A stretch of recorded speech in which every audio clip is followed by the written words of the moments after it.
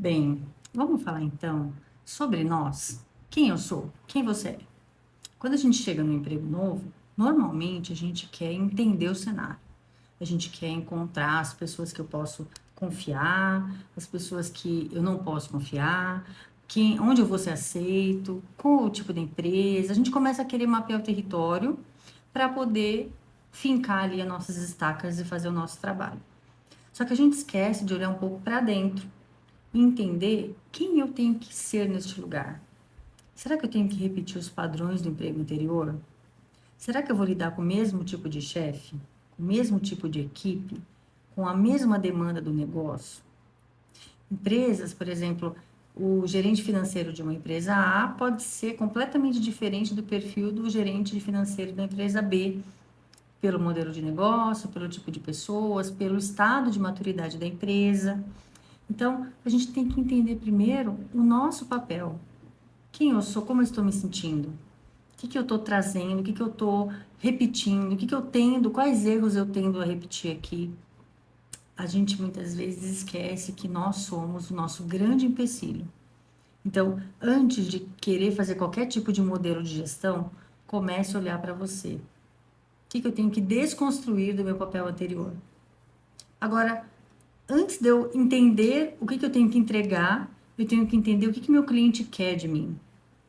O que o meu cliente, a empresa, meu gestor, está buscando nessa contratação? O que foi que ele tentou, né, encontrar em mim no momento que ele aceitou a minha permanência na empresa, no momento que ele aceitou que eu fosse a pessoa escolhida, que ele me escolheu, na verdade, né?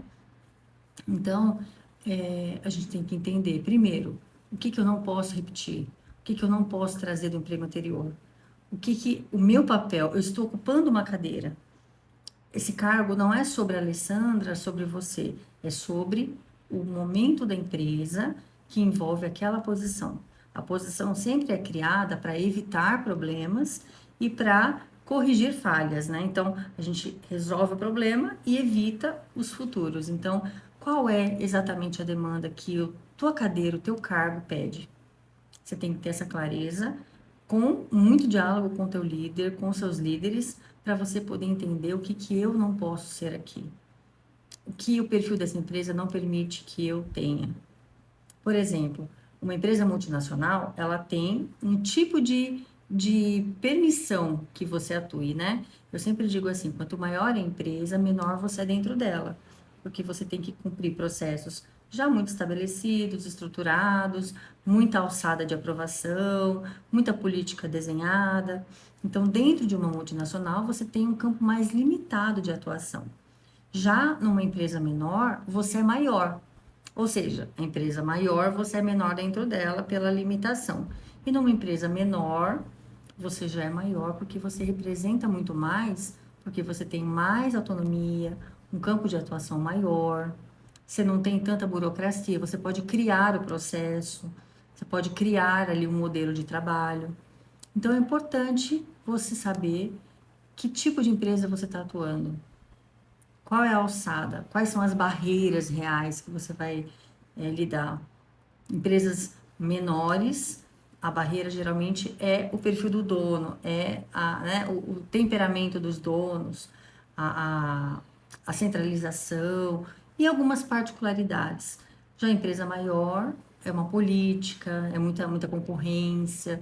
Você tem que entender o seu cenário para você conseguir construir quem você é dentro dessa empresa. Eu não estou falando que você tem que criar um falso personagem, mas a gente tem várias pessoas dentro de nós que funcionam de maneiras diferentes para necessidades diferentes.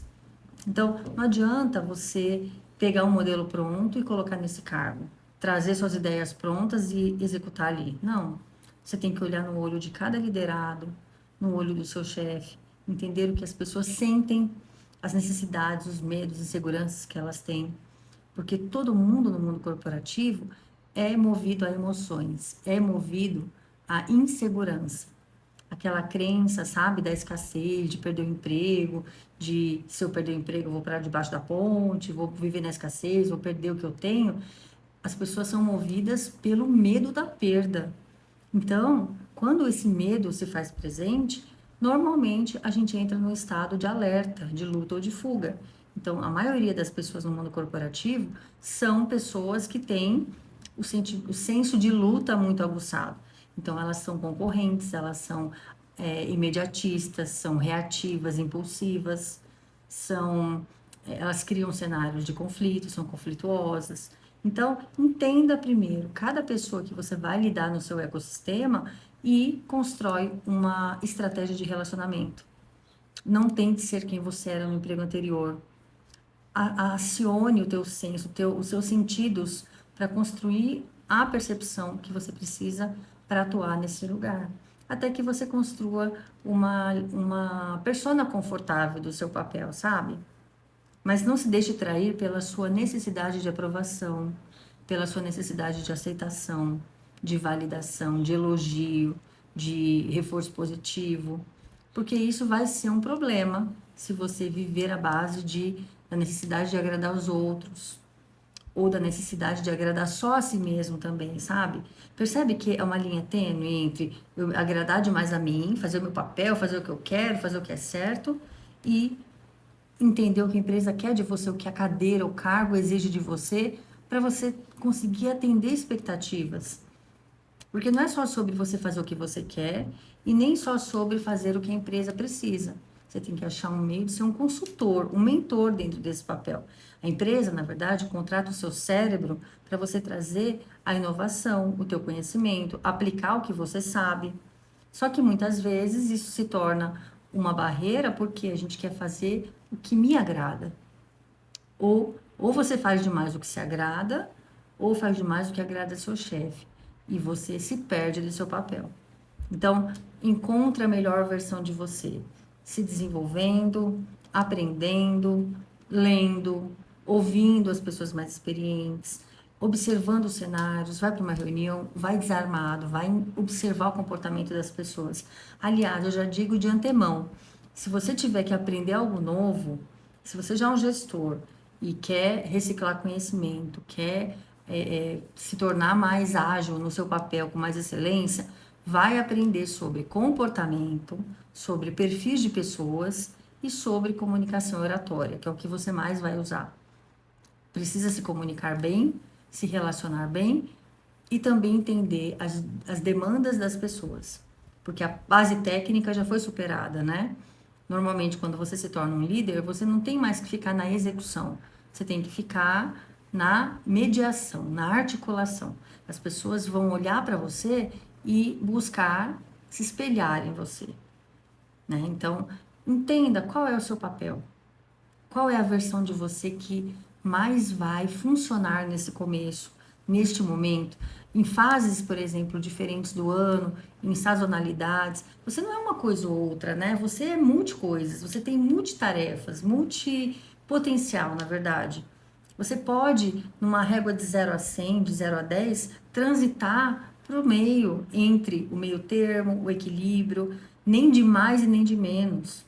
Eu sempre digo, quando uma pessoa fala assim, eu sou muito organizado, tem um lado escondido ali que está oculto, que está faltando muita coisa. Eu sou muito bagunceiro. Ou seja, a gente não pode viver de extremos. A gente tem que entender o meio termo de um cenário, para eu conseguir não ser exageradamente extrema, porque onde tem um extremo, tem uma falta gritante, não é? Então, eu queria te trazer essa reflexão. Não compre modelos prontos para colocar na sua liderança. Não tem fórmula mágica, mas tem a versão que você vai construir em cima da demanda que você vai encontrar. Não tenha medo de ser autêntico. Não tenha medo de mostrar as suas ideias. Não tenha medo de fazer com que as pessoas aceitem mesmo o confronto daquilo que você traz, porque o seu papel de líder pede inteligência, pede contraponto. O líder tem que ser o contraponto da equipe. Para uma equipe muito agitada, um líder mais calmo naquele momento. Para uma equipe muito lenta, um líder mais dinâmico. E assim você vai construir uma liderança de sucesso com um perfil que você se orgulhe de ter, ok? Até a próxima aula.